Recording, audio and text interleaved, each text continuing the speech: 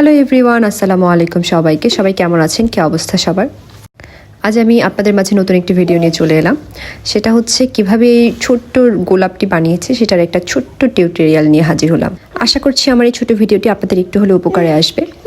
ভিডিওটি যদি ভালো লেগে থাকে তবে অবশ্যই লাইক, শেয়ার, কমেন্ট করতে ভুলবেন না। তো এখন শুরু করি। হ্যাঁ, গোলাপটি বানাতে প্রথমেই 13টা চেইন নিয়ে নিব আমরা। তারপর গনে গনে 3 নাম্বার চেইনটা পার করে 4র্থ নাম্বার চেইনে আমরা একটা ডাবল ক্রোশেট দিয়ে দেবো।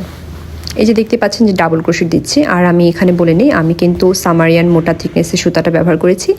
আর হুক নাম্বার হচ্ছে 2.5। 4র্থ নাম্বার চেইনে আমাদের প্রথম ডাবল ক্রোশেটটা দেওয়ার পর আমরা ঠিক 5ম নাম্বার চেইনে চলে যাচ্ছি। সেখানে আমরা 2টা ডাবল ক্রোশেট দিব।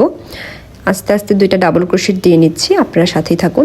2টা ডাবল ক্রোশেট দেওয়া হতে হতে বলে নিই, আমরা কিন্তু আমাদের পেজে যে কোনো ধরনের কাস্টমাইজ ক্রোশেট ওয়ার্ড নিয়ে থাকি, সেটা যে কোনো কিছুর হতে পারে। তো আপনারা নির্দ্বিধায় আমাদের থেকে অর্ডার করতে পারেন। তারপরে এখানে আমাদের ডাবল ক্রোশেট দেওয়া হয়ে গেল। তারপরে 6ষ্ঠ নাম্বার চেইনে কিন্তু আমরা সেখানে 3টা ডাবল ক্রোশেট দেব। এখন আমরা 6ষ্ঠ নাম্বার চেইনে 3টা ডাবল ক্রোশেট দেব। আর 3টা ডাবল ক্রোশেট আমরা এখান থেকে শুরু করব। তারপরে সবগুলো চেইনে আমরা প্রতিটাতে 3টা করে ডাবল ক্রোশেট দেব।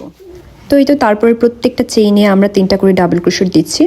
আর 3টা করে ডাবল ক্রোশেট দেওয়ার ফলে কিন্তু গোলাপটা অটোমেটিকলি পেঁচিয়ে আসবে। আর এই যে কাজ শেষে আমি এখন সুতাটা কেটে নিব। কাটার পর আমি আমার ফাইনাল লুকটা দেখিয়ে দিচ্ছি। এটা কিন্তু পরে আমরা ক্রোশেট সুই দিয়ে আমরা আবার সেলাই করে নিব কোস্টারের সাথে। ঠিক এভাবেই আমাদের গোলাপটা বসবে।